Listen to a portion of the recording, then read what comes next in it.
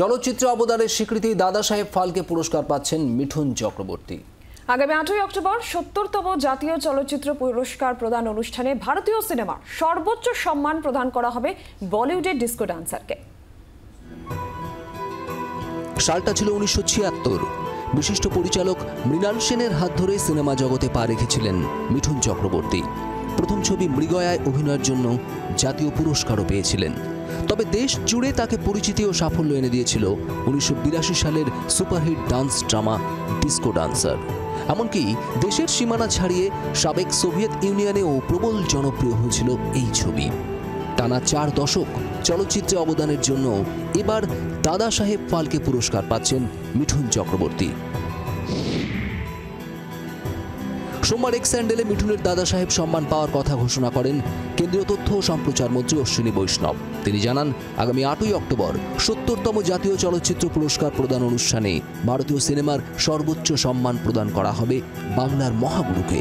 কেন্দ্রীয় সরকারের এই সিদ্ধান্তের কথা জানার পর বাকরুদ্ধ মিঠুন চক্রবর্তী।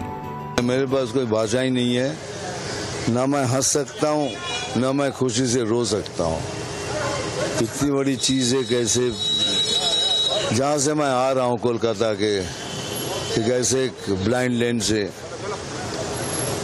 फुटपाथ से लड़के इधर आया हूँ, उस लड़के को इतना बड़ा सम्मान मैं सोच भी नहीं सकता। लिटरली मैं बागरूद हो गया।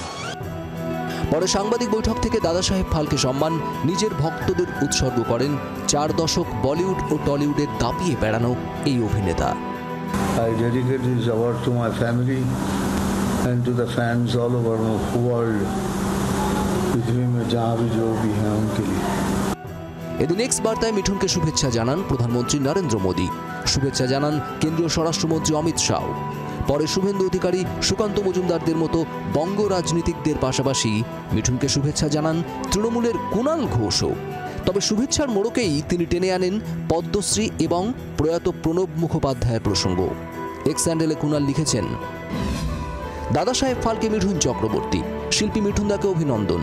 শুধু অনুরোধ, দীর্ঘ উপেক্ষার পর আপনার পদ্মশ্রীর জন্য প্রয়াত প্রণব মুখোপাধ্যায়ের চিঠি ও চেষ্টার দিনগুলো ভুলে যাবেন না।